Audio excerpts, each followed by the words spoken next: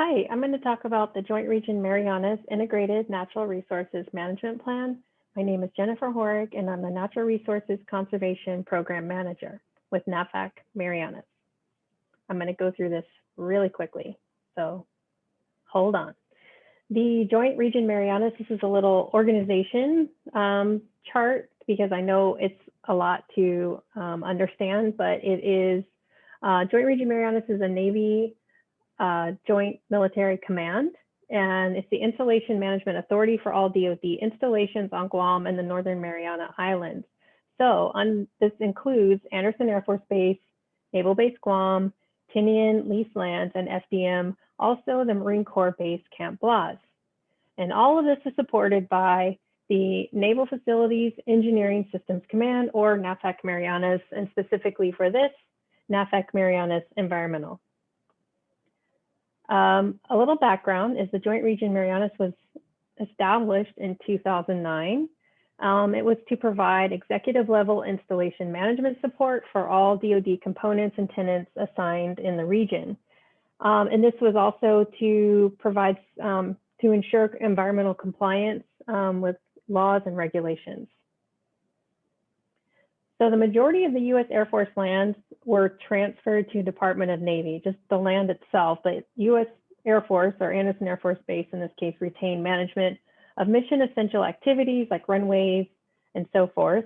There's also the DON, or Department of Navy, provides environmental and real estate support services to the Air Force. These are just the areas that fall under the JRM areas of responsibility. So I'm not going to go through all the acreage, but you can check this out. It's also in the INRMP. So Naval Base Guam, Andersen, Tinian, FDM, and then there's the submerged lands. So what is an INRMP and why do we have it? The INRMP is a requirement under the Sykes Act, which is an overarching legislation mandating the preparation, implementation, and review for operation and effect of the INRMP. So it's an integrated and comprehensive natural resource planning document, and it provides for sustainable use of natural resources. It also seeks to coordinate a balance between natural resources and mission requirements.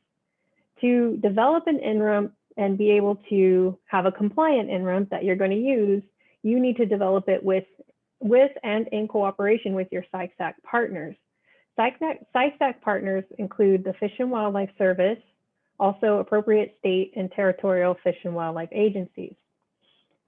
Two of the main purposes here are to maintain long-term ecosystem health and operational requirements of the DoD's mission while minimizing impacts to natural resources, also to provide a conservation benefit to federally protected species and their designated critical habitats under the ESA. Sykes Act partners in the Marianas include U.S. Fish and Wildlife Service at the Pacific Islands Fish and Wildlife Office, the National Marine Fisheries Service at the Pacific Islands Regional Office, also Guam Division of Aquatic and Wildlife Resources, and the CNMI Division of Fish and Wildlife.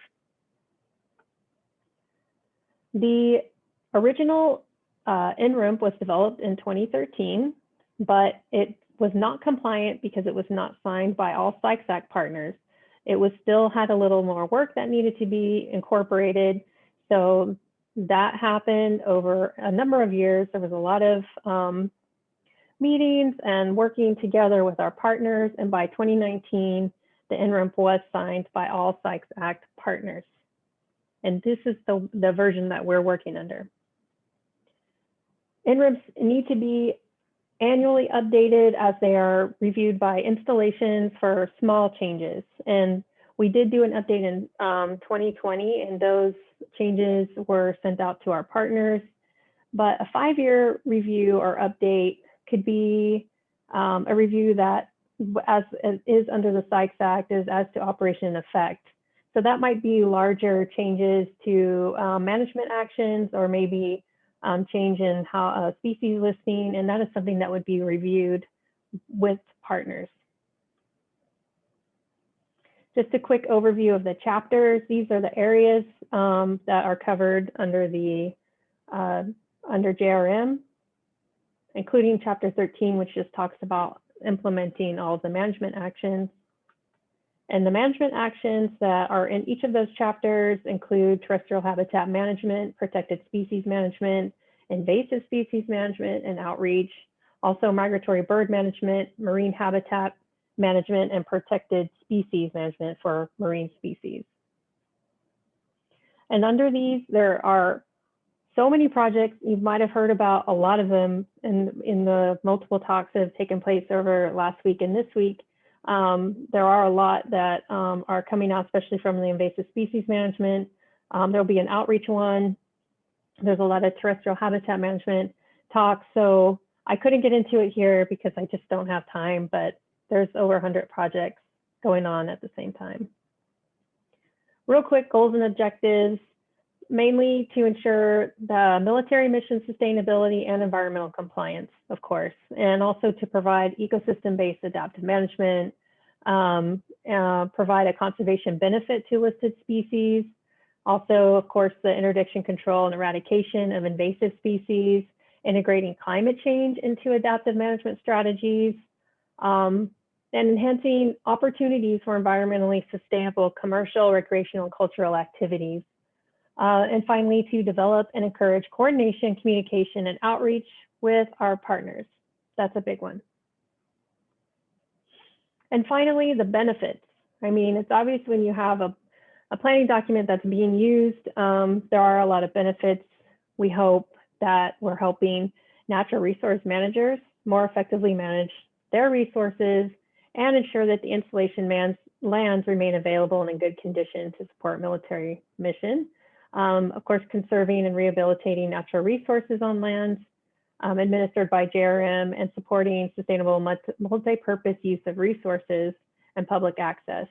So there is a public access program. There's somebody you can talk to about that if you have questions, and just let me know.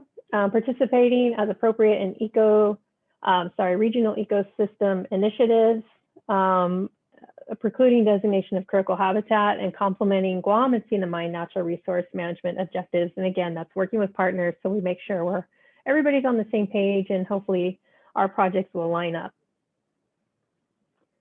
So that's it in a super nutshell. It's a huge document. If you'd like a copy, let me know. I can definitely get that to you. And if you have questions, also let me know. But like I said, a lot of the talks you're going to hear fall under some of these categories. So thank you.